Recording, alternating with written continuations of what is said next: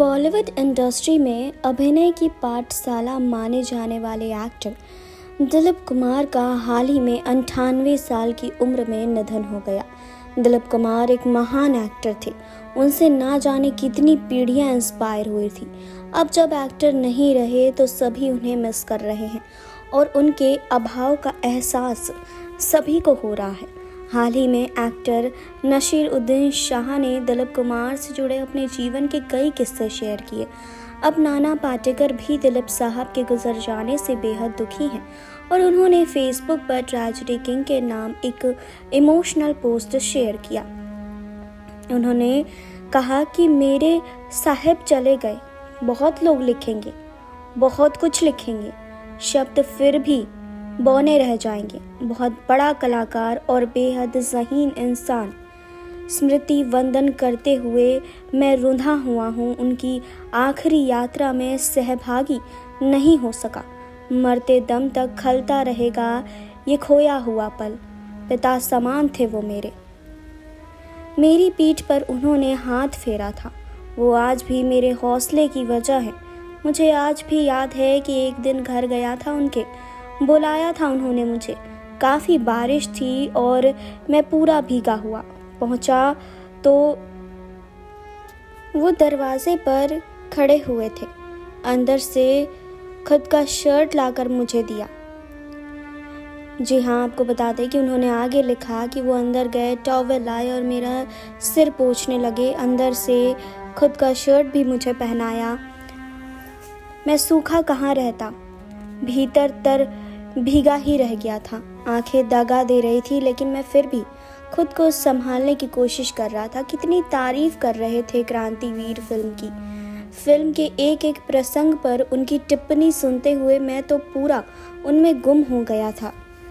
मैं उनकी आंखें पढ़ रहा था। आंखों में बयां किए हुए संवाद मैंने सुने हैं उनके। गंगा जमुना ये उनका पहला चित्रपट मैंने देखा था। तभी अंदर मैंने तय कर लिया था कि मैं बस दिलीप कुमार बन जाऊंगा। मेरी नज़र में कलाकार होना यानी दिलीप कुमार होना। मेरी तो जहन भी नहीं आया था कि मैं कभी मिल भी पाऊंगा उनसे। लीडर की शूटिंग चल रही थी। इतनी भीड़ की कुछ दिखाई नहीं पड़ता था। मैं पीछे कहीं भीड़ का हिस्सा था। स्टेज से दिलीप कुमार ने ज़ोर से पुकारा कि मिट्टी ऐसे पकड़ो और हाथ से हवा में घुमा दो और बोलो, मारो। सबने किया ऐसा, लेकिन मैंने ज़रा ज़्यादा दम से किया। लीडर फिल्म देखते हुए उस भीड़ में आसमान में हाथ उछालते हुए मैं अपने आप को ढूंढ रहा था, लेकिन पर्दे पर दो ही लोग थे, भीड़ और दिलीप कुमार। आज भी मैं अभिमान से कहता हूँ कि मेरी पहली फिल्म लीडर है। एक फुटबॉल मैच रखा था किसी की मदद के लिए क्रिकेटर्स और कलाकारों के बीच। दिलीप साहब रेफरी थे। मेरा सारा ध्यान उन पर ही था। खेलते खेलते किरण मोरे का घुटना मेरे पेट में घुस गया। दर्द के मारे मैं गिर पड़ा। मुझे गाड़ी में डाल कर नानावती अस्पताल ले गए मेरे साहब मुझे। मैंने किरण मोरे को शुक्रिया कहा। ये सौभाग्य ही था कि चोट की वजह से मैं उनके करीब था और कुछ वक्त के लिए था। बहुत यादें हैं सभी के पास। छोटे से क्लोजअप में सब कुछ कह जाने वाले दिलीप साहब। मेरी पीढ़ी को तो मगर उनका स्पर्श हुआ है। आज सुख दुख, हर्ष विमर्श, प्रेम विद्वेष सभी की व्याख्या बदल चुकी है।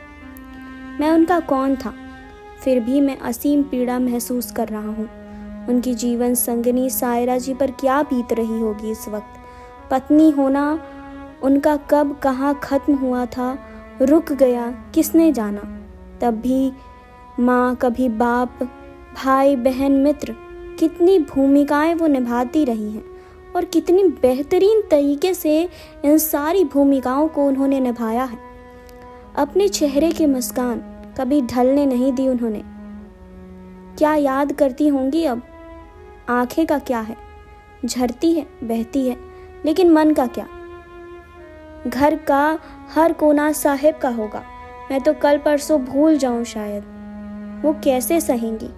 कभी कभी ऐसा लगता है ये जो आखिरी वक्त साहिब को कुछ याद नहीं आ रहा था, ये शायद उनका अभिनय होगा। इर्द गिर्द के सामाजिक राजनीतिक परिस्थितियों को देखकर शायद उन्होंने सोचा हो कि भूलना ही बेहतर है। अकेले में सायरा जी से ज़रूर बात करते होंगे। एक दूसरे की दुनिया बनकर रह रहे थे दोनों। सायरा जी, मैं आपको झुककर प्रणाम कर रहा हूँ। आपके ज़रिए मेरे भगवान तक मेरा भाव, मेरी श्रद्धा ज़रूर पहुँचेगी, मुझे पूरा यकीन है। जी हाँ, दिलीप कुमार अब हम सबके बीच नहीं हैं, लेकिन दिलीप कुमार की ऐसी कई यादें हैं जो आज भी हमारे अंदर जिंदा हैं। नाना पाटेकर वो अकेले इंसान नहीं हैं जिन्होंने दिलीप कुमार को लेकर इतनी सारी बातें कही, दिलीप कुमार को लेकर इतनी सारी बातें उन्होंने कह दी। जी हाँ, ऐसे कई सारे एक्टर्स हैं जो दिलीप कुमार को अपना इंस्पिरेशन मानते हैं। दिलीप कुमार आज भी हमारे दिलों में जिंदा हैं। दिलीप कुमार को नाना पाटेकर बहुत याद करते हैं। उन्होंने ये तक कहा कि उन्होंने ही उनका हौसला बढ़ाया था। वो हमेशा दिलीप कुमार की तरह बनना चाहते थे। जी हाँ, दुनिया का कोई भी इंसान जो एक्टर बनना चाहता है या फिर ज़िंदगी में अभिनय की ओर जाना चाहता है, वो एक समय ऐसा ज़रूर सोचेगा कि काश मैं दिलीप कुमार बन पाता, क्योंकि दिलीप कुमार जैसा सहज एक्टर शायद ही इस दुनिया में कोई और हुआ होगा। जी हाँ, अब जब दिलीप कुमार इस दुनिया में नहीं हैं तो हर किसी को उनकी कमी खल रही है। हर कोई उनके बारे में कुछ ना कुछ बेहतर लिख रहा है, हर कोई उन्हें याद कर रहा है। लेकिन एक बात तो नाना पाटेकर ने बिल्कुल सही कही। जी हाँ, हर भूल जाए इस बात को शायद कि दिलीप कुमार अब हमारे बीच नहीं है, लेकिन सायरा बानो इस बात को कैसे भूलेंगी, इस बात को कैसे बर्दाश्त करेंगी। जी हाँ, आखिरी समय तक जो औरत हमेशा दिलीप कुमार के साथ साए की तरह रही, उनका देखभाल किया, उनके हर सुख दुख में वो साथ खड़ी रही, अब जब वो साथ नहीं हैं तो कैसे सायरा बानो इस परिस्थिति में रहेंगी। लेकिन फिर भी हिम्मत करके वो अपनी ज़िंदगी में आगे बढ़ रही हैं। अभी कुछ ही दिन हुए हैं दिलीप कुमार को गए हुए, लेकिन हर किसी को दिलीप कुमार के जाने के बाद सायरा बानो की चिंता ज़रूर सता रही है।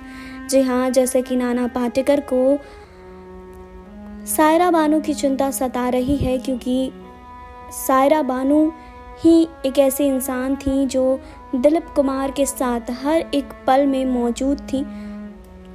जी हाँ, दिलीप कुमार अब इस दुनिया में नहीं है, लेकिन उनकी कई यादें आज भी हमारे अंदर जिंदा है। आज भी लोग उन्हें उनकी फिल्मों के ज़रिए याद करते हैं।